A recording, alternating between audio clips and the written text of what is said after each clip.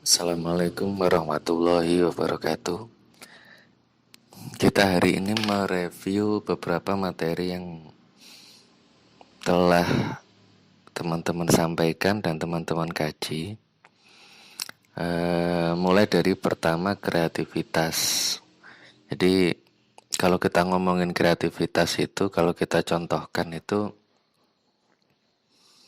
banyak orang kreatif di zona tidak nyamannya itu mengatakan bahwa Aqua, Club, Flow itu sebenarnya bukan jualan air mineral, tetapi jualan kemasan. Itu yang bicara lompatan pikiran dalam dunia usaha atau dunia bisnis. Jadi saya ulangi,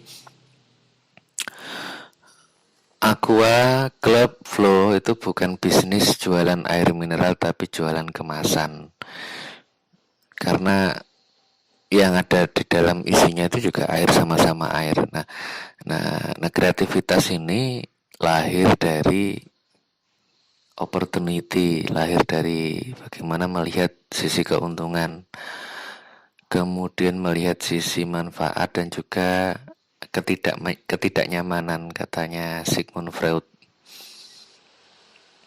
Seperti kalau kita contohkan itu orang yang gampang bosan di kelas, gampang bosan duduk di kelas, itu bukan karena referensi yang muncul, bukan karena jenuh dengan pembelajaran yang ada di kelas, tetapi mungkin dia memasuki zona di mana dia butuh kreativitas lebih. Ya, tanda orang kreatif salah satunya gampang bosan. Jadi kalau sering tidak terlihat di kelas berarti dia itu kreatif. Nah,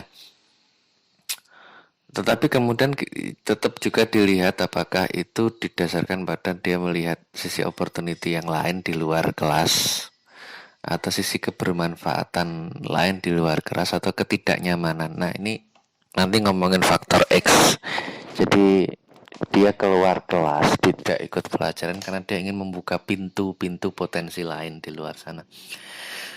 Nah, kita contohkan nih yang beberapa orang yang gagal di sekolah resmi tetapi dia mampu survive, mampu tampil luar biasa di tingkat nasional, seperti Deddy Corbuzier, Ahmad Dhani, MH Ainun Najib. Itu contoh produk gagal sekolah resmi. Tapi kemudian dia melihat mungkin opportunity, manfaat, dan juga faktor X yang lain, ketidaknyamanan, yang kemudian dia lompat di situ. Nah, ini kreativitas. Nah, hambatan-hambatan utamanya dari kreativitas ini adalah rasa takut dan kurang improve. Jadi satu, rasa takut dan kurang improve. Jadi orang dianggap terlalu monoton kalau dia itu terlalu aktif. Aktif dalam arti hanya sekedar hadir, presensi di kelas tanpa ada nalar kritis. Jadi hambatan utamanya itu rasa takut dan kurang improve. Itu dari segi kreativitas. Nah, ini perlu kepekaan cara berpikir. Nah, kepekaan cara berpikir ini kita bisa lihat dari beberapa contoh-contoh orang-orang hebat yang lahir sebelum kita. Jadi itu bisa menjadi referensi utama untuk mau diarahkan kemana sih kreativitas yang akan kita bangun. Kita contohkan nih kisah Yusuf Mansur yang bisa dijadikan gambaran. Di Yusuf Mansur itu menurut Sigmund Freud itu dia masuk zona ketidaknyamanan sehingga kuliah malas, kemudian dia memilih untuk balap motor. Kuliahnya ditinggalkan, kemudian coba mengembangkan bisnis informatika, kemudian gagal sampai dia di penjara. Nah, kemudian Ustadz Yusuf Mansur ini berbisnis lagi, gagal lagi, masuk penjara lagi. Dan kemudian dapat hikmah di penjara saat dia melihat semut kelaparan. Jadi dia dapat roti, Dia juga lapar, dia dapat roti tapi ada semut yang kelaparan, akhirnya rotinya dibagi. Nah ini membawa apa hikmah tersendiri dari Ustadz Yusuf Mansur. Kemudian dia tidak putus asa, keluar dari penjara mengawali dengan jualan es di terminal dengan konsep berbaginya. Dengan konsep berbaginya itu jualan es di terminal sampai punya gerobak dan karyawan. Berkembang sampai punya gerobak dan karyawan, kemudian melejit setelah bikin buku Mencari Tuhan yang Hilang dan juga rekaman ceramahnya Kun Fayakun. Di sini kita menilai bahwa tidak hanya sekedar opportunity yang dicari dari hikmah sepotong roti tadi yang dibagi kepada semut, tapi ada kebermanfaatan yang harus di-share juga dari bisnis yang kita jalankan untuk orang lain. Jadi tidak pelit ilmu juga dalam berbisnis. Ya, kemudian berkembang Ustadz Yusuf Mansur sampai sekarang ada pondok pesantren Darul Quran, pengajian wisata hati, dan juga banyak lagi yang lainnya.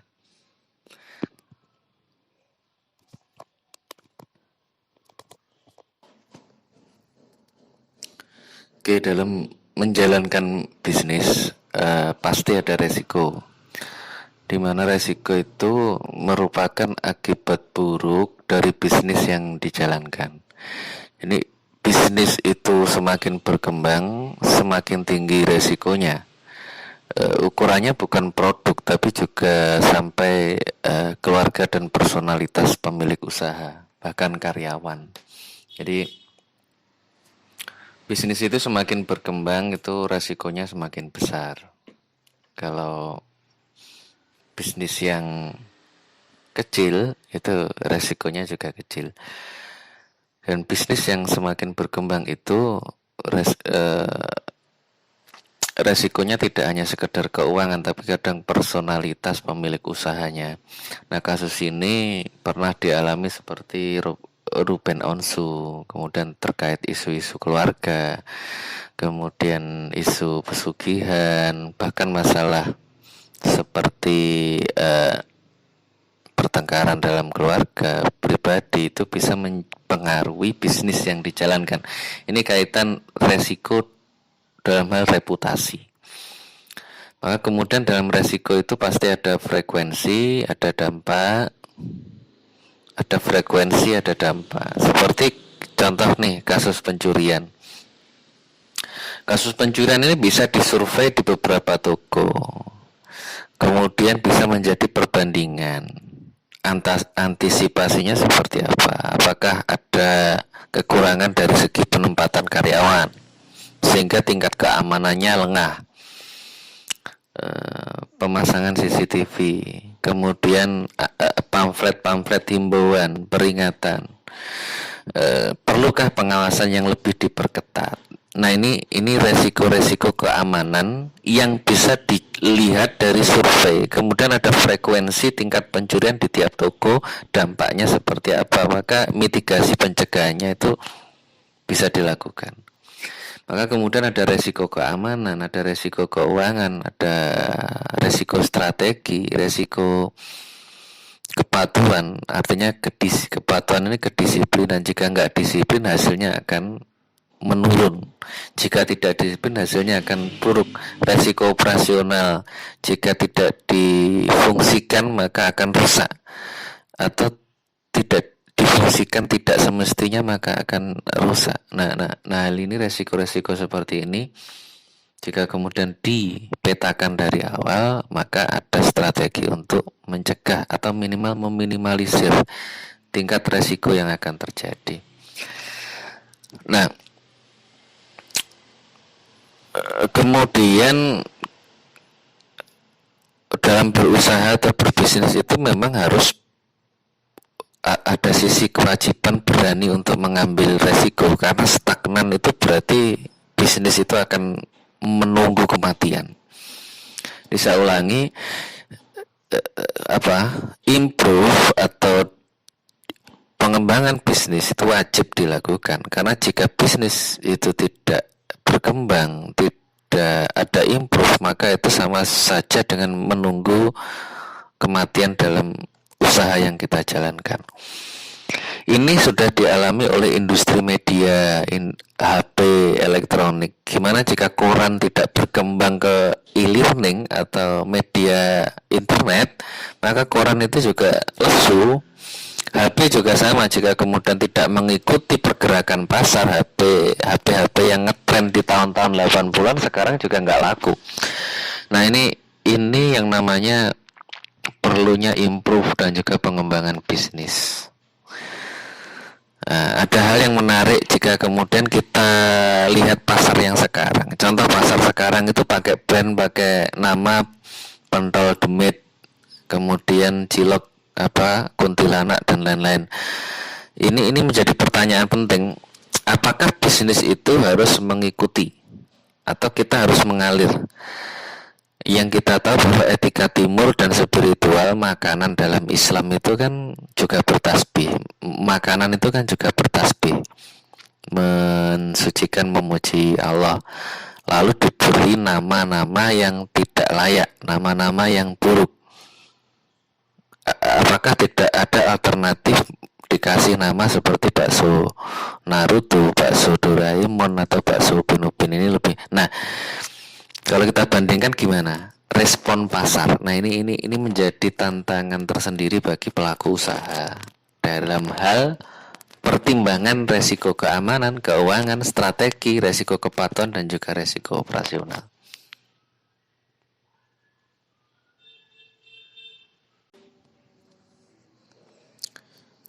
Dalam kepemimpinan dan etika bisnis, maka tindakan manajerial itu mempengaruhi orang dan dalam bersikap yang tepat untuk aktualisasi bisnis. Jadi tindakan manajerial itu salah satunya ada kepemimpinan, itu memang fungsinya untuk mempengaruhi orang lain untuk melakukan sesuatu sesuai tujuan yang diinginkan, apalagi itu dalam bisnis. Sehingga kemudian sikap yang tepat yang diharapkan, sehingga ada aktualisasi bisnis yang dijalankan.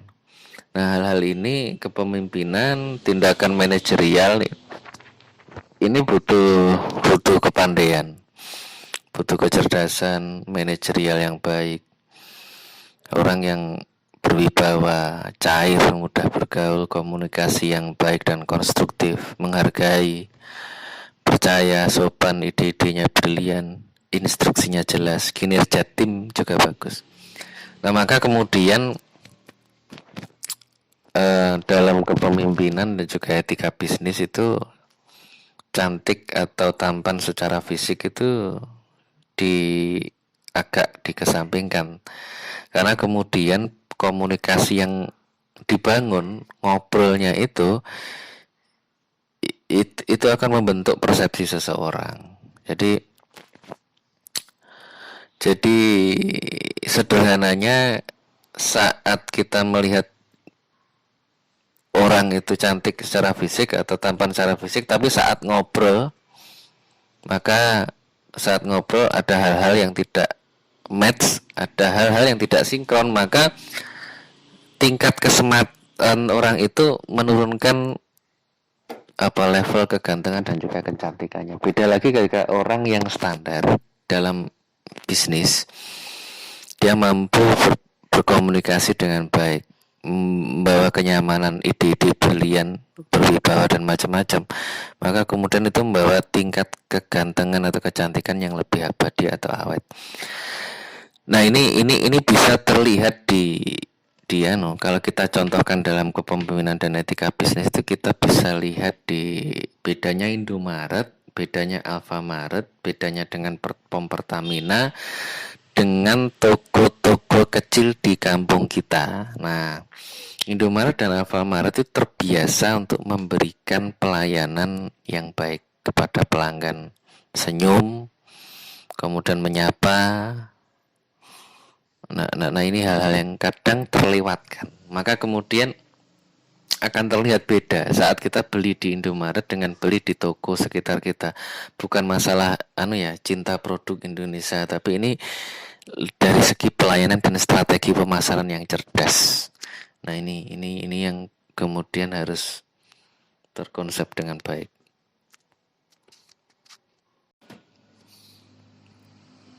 Oke, assalamualaikum warahmatullahi wabarakatuh. Kita coba memahami faktor X yang ada dalam diri manusia. Faktor X itu tergantung kita mau menumbuh kembangkan atau tidak. Jadi berasal dari kemauan yang terus dilatih dan adaptasi dalam setiap zaman.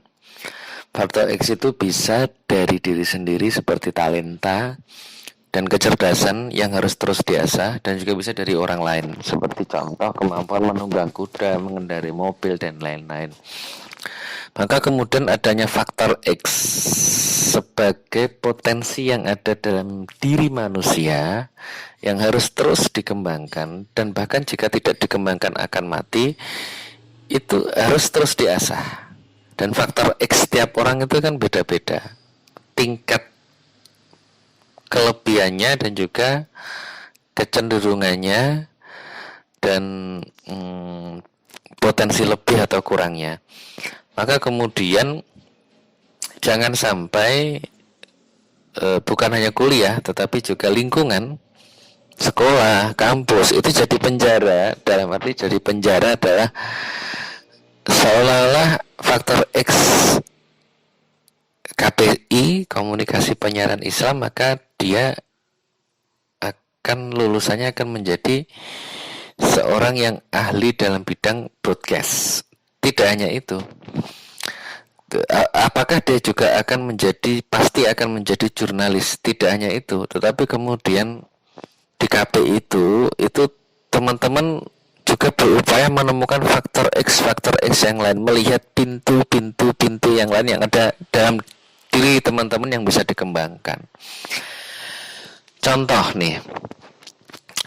semua anak pasti nggak jago matematika. Itu resepnya di situ. Semua anak pasti nggak jago matematika. Dalam arti potensi anak itu berbeda-beda. Jadi jika ada anak A nilainya 9 dan anak B nilainya 6 atau 5 dalam hal matematika, pasti anak yang nilainya 5 itu punya keunggulan melebihi anak yang nilainya 9 dalam hal matematika di bidang yang lain. Contoh berenang, atau bahasa Indonesia, atau bahasa Inggris, atau kaligrafi dan macam-macam lain. Nah, potensi yang lebih itu bisa masih diasah lagi, dikembangkan, disempurnakan. Nah itulah yang dimaksud dengan pintu-pintu lain di luar komunikasi penyiaran Islam yang teman-teman masih bisa dikembangkan, dan itu faktor X tergantung teman-teman mau menumbuh kembangkannya atau tidak. Nah, menemukan faktor X yang paling kuat itu menjadi salah satu cara menemukan ide gagasan usaha yang mau dibangun. Saya ulangi, jadi menemukan faktor X yang paling kuat menjadi salah satu cara menemukan ide gagasan usaha yang mau dibangun. Apakah dia ahli komunikasi maka jadi konsultan? Apakah dia ahli jualan maka dia jadi sales, jadi marketing yang handal? Apakah dia menjadi IO, event organizer, melaksanakan acara-acara selalu lancar dan bagus sehingga kemudian dikembangkan, IO yang profesional? Nah, ini adalah faktor X yang kuat menurut teman-teman dan menjadi sebuah ide gagasan usaha yang harus dibangun. Kita contohkan Eka Cipta Wijaya, pemilik Sinarmas Group, yang juga mengawalinya itu dari bawah, mulai dari jualan kopi di pinggir jalan dan menjadi kontraktor kuburan di Sulawesi Selatan sampai sekarang menjadi konglomerat. Bagaimana kemudian untuk memeras otak mencari gagasan usaha dilakukan oleh Atta Halilintar, Raffi Ahmad, Baim Wong, yang menjadi YouTuber sukses juga bekal dari kreativitas dan kegigihan untuk mau berubah. Jadi menemukan pintu-pintu baru faktor X yang lain dengan entah itu usaha mandiri membangun mitra, usaha kelompok dalam bentuk komunitas, CVPT, usaha keluarga, atau juga dengan usaha imitasi yang dimodifikasi semenarik mungkin. Teh itu satu, tapi kemudian jika dimodifikasi bisa di teh ini, macam-macam. Nah, ini butuh kreativitas, ini butuh menentukan faktor X, dan sehingga muncul gagasan usaha yang menarik sesuai dengan kebutuhan pasar.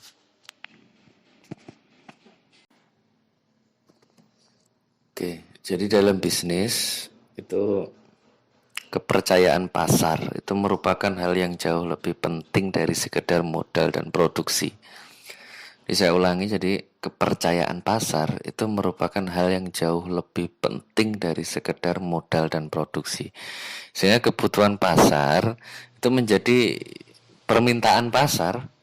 Jadi pasar butuh apa, kemudian pasar percaya kepada kita, sehingga pasar itu butuh kepada kita. Jadi sifatnya gini, kita meneropong bahwa di sana ada bola yang mau diperebutkan.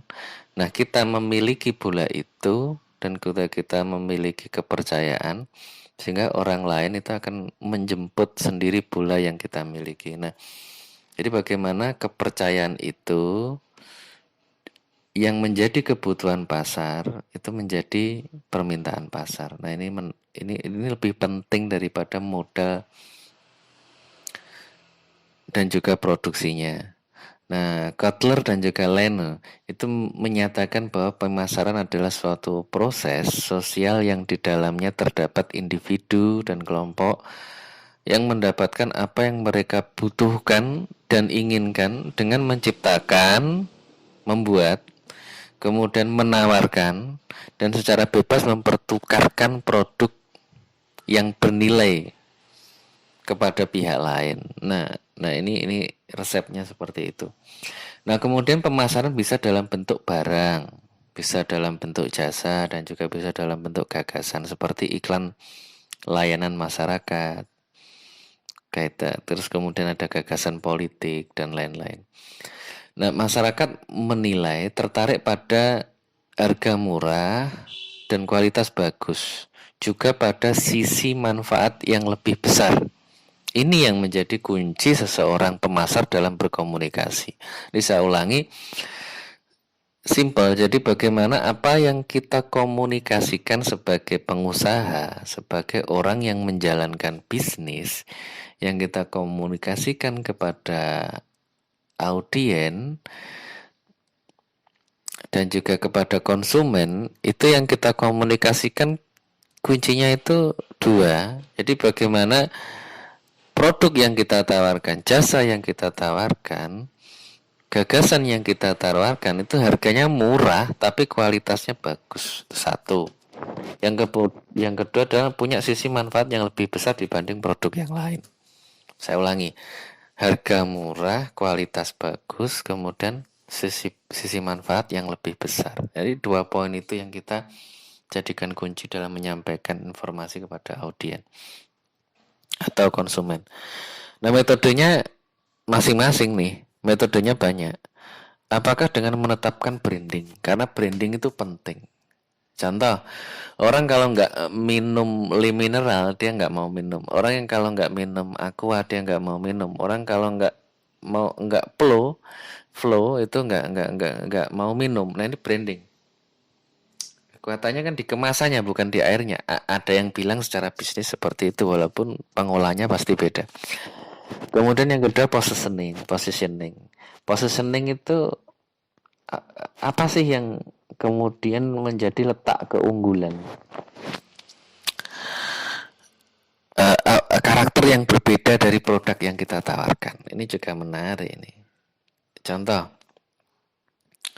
positioning dan juga diferensiasi ini contohnya ya. Positioning jadi pertama branding, kedua positioning, ketiga diferensiasi. Bagaimana kemudian rice cooker yang punya multifungsi itu. Ini sekarang yang agak yang disukai emak-emak ya. Jadi bagaimana rice cooker yang multifungsi, banyak difungsikan banyak. Kemudian yang 1, 2, 3, yang keempat produknya jelas, kualitas bagus, harga murah, price harganya place tempatnya. Tempat juga menentukan minat dari konsumen. Jarak itu kan menentukan biaya juga, kenyamanan, parkir, dan lain sebagainya. Kemudian promosinya juga harus bagus. Apakah ada promo, apakah ada diskon, apakah ada voucher dan macam-macam, itu menjadi media promosi yang menarik. Nah, ini yang pemasaran yang bisa teman-teman sedikit pahami di situ. Kaitan manajemen keuangan atau pengelolaan keuangan itu tidak lepas dari akuntansi dan juga kalkulasi. Boleh dibilang ini juga diajarkan dari kecil. Jadi bisnis itu diajarkan dari kecil, utamanya manajemen keuangan. Nah, seperti yang dikatakan oleh MH Ainun Najib itu, anak perlu diajari 4 hal, jadi iman, akhlak, kedisiplinan, dan juga kalkulasi. Nah, poinnya di kalkulasi ini. Di anak perlu diajarkan iman, akhlak, kedisiplinan, dan kalkulasi. Nah, kalkulasi ini poinnya adalah jangan sampai anak, karena ada fakta yang menunjukkan itu real, peristiwa bahwa anak itu beranggapan bahwa ATM itu bukan alat atau tempat untuk menabung uang hasil dari kerja orang tua, tetapi ada anak yang melihat bahwa ATM itu ya tempat mengambil uang atau tempat untuk menciptakan uang, bukan sebagai tabungan hasil jerih payah bekerja orang tua. Ini pentingnya kalkulasi bagi anak, utamanya bisnis, sehingga anak melihat bahwa untuk mendapatkan uang dia harus bekerja. Dan di ATM itu bukan untuk hanya sekedar ngambil, tapi adanya uang itu karena kita bekerja, sehingga tahu jerih payah. Dan untuk membeli sesuatu itu butuh ikhtiar dan jerih payah berupa kerja. Nah, ini anak harus dipahami kalkulasi. Dia kalau punya uang 5.000, dia beli kue 6.000, jelas nggak mungkin.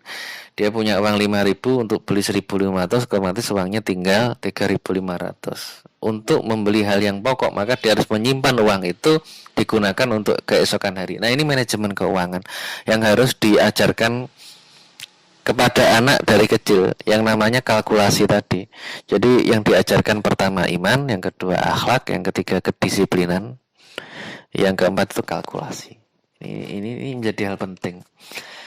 Nah, kemudian manajemen keuangan meliputi rencana keuangan. Rencananya keuangannya mau diapain nih? Punya uang sekian mau diapain nih? 1 juta untuk beli produk atau untuk buat bahannya, untuk beli bahannya, untuk bikin produk, untuk operasionalnya, jumlah transaksi, jadi keluar masuknya, kendali keuangan. Jangan sampai keuangan tuh keluar untuk hal-hal yang tidak jelas. Hutangnya berapa, pemasukannya berapa, pengeluarannya berapa, sehingga profitnya itu jelas, opportunity yang didapatkan jelas. Ini fungsinya manajemen keuangan.